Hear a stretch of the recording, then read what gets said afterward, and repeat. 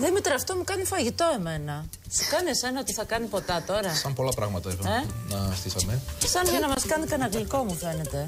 Και είναι και πολύ λίγα τα πράγματα που έχω. Τι εννοείς ακριβώς? Είναι πολύ λίγα. Θα φτιάξουμε 2 κοκτέιλ. Ναι.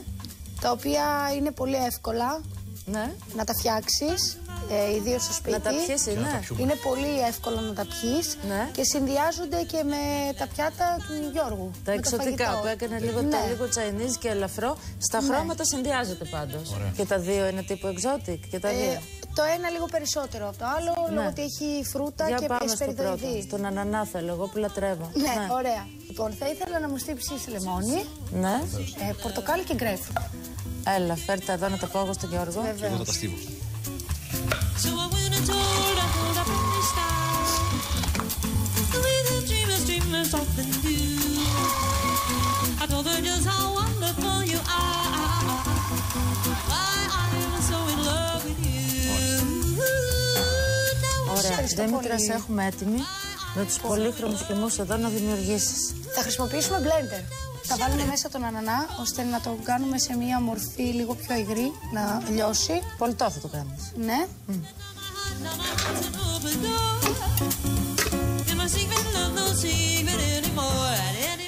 Βάζω ποσότητα για 2 ποτά, θα φτιάξουμε, σε 2 ποτήρια. Τώρα θα...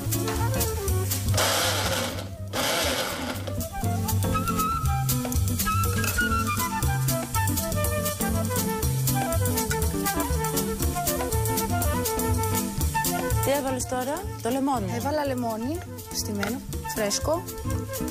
Θα βάλουμε και φρέσκο πορτοκάλι.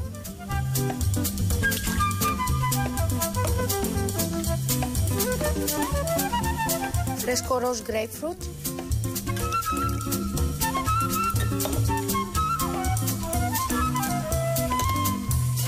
Φρέσκος ανανάς φυσικά.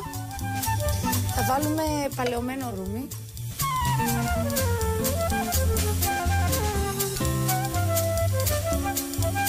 Και γενικά νομίζω ότι το ρούμι είναι το τέλειο αλκοόλ για φρουτένια με εξωτικά φρούτα. Το ένα συμπληρώνει το άλλο, Ναι. Εμένα μου αρέσει πάρα πολύ το ρούμι και το τζιν. Και τα δύο είναι καλοκαιρινά επίσης. Θα βάλουμε μέσα και ένα bitters, ένα αρωματικό έλαιο που χρησιμοποιούμε πάρα πολύ στη δουλειά. Έχει πολλά αρώματα από καρικεύματα. Είναι μπαχαρικό, για να το μιλήσω. Ναι, είναι... Τι να πεις τώρα. Πολλά βότανα, βοτανικό σου βγάζει, όχι είναι μπαχαρικό, βοτανικό. Το οποίο στο παρελθόν, όταν το βγάλανε, ήταν για λόγους υγείας και φαρμακοποιοί τα χρησιμοποιούσαν. Για το στομάχι. Το ξέρω και έπαιρνα κι εγώ ένα όταν ήμουν μικρή, δυναμωτικό που μύριζε. Τέτοιο είχε μέσα. Το έχει απέσια γεύση. Τώρα το χτυπάμε λίγο. Αλλά τώρα είναι ωραίο να το πιείς όμως.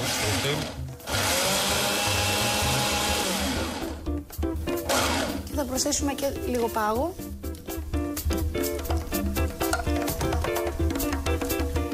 Γιώργο, θέλεις να με βοηθήσεις? Ναι, βεβαίως.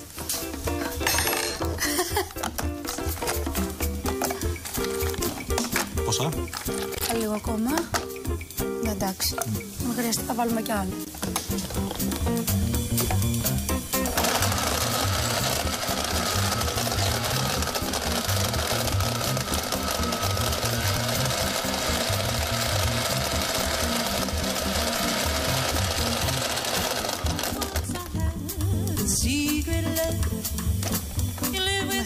Χτυπήθηκε ο πάγος στο blender γιατί είχα μια ανησυχία.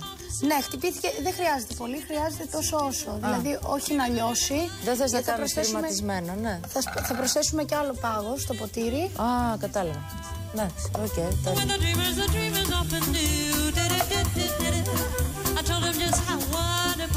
Γιώργο, θα σου δώσω το κρανίο. Το κρανίο. Σε κοιτάει λίγο απειλητικά. Δεν ξέρω. Ναι, τα αγαπημένα μου ποτήρια αυτό. Ναι. Μ' αρέσει πάρα πολύ. Καταρχήν είναι χαμογελαστό. Πολύ. Και έχει ωραία δοντοστοιχεία.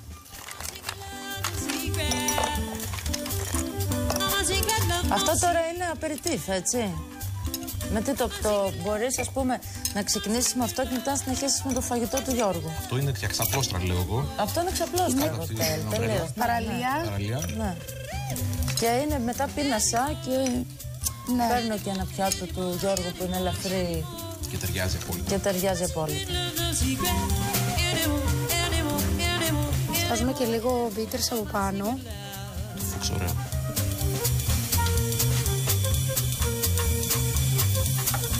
Βάλουμε φυσικά και τη γαρνιτούρα μας, που συνήθως σε αυτά τα ποτά είναι δυόσμος από πάνω, και το εκάστοτε φρούτο μπορούμε να βάλουμε, ας πούμε, σε αυτή την περίπτωση και τον ανανά που έχω φέρει και έχω κόψει, να βάλουμε και grapefruit ή πορτοκάλι. Για περαιτέρω δροσιά δηλαδή.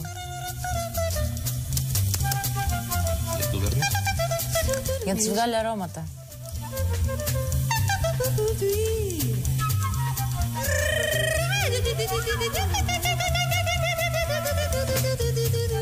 Και μυρίζει και πολύ όμορφα.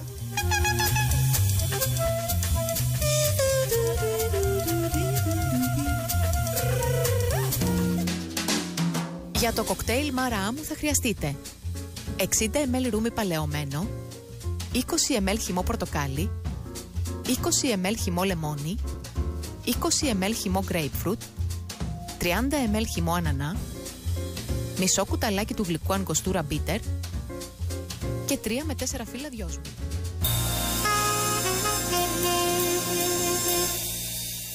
Ταυτοχρόνως. Ναι, ταυτοχρόνως. Ωραίο. Μπράβο, Δήμητρα.